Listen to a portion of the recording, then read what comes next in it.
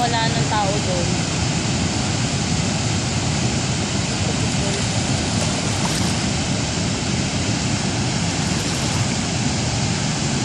Mas maraming fish doon.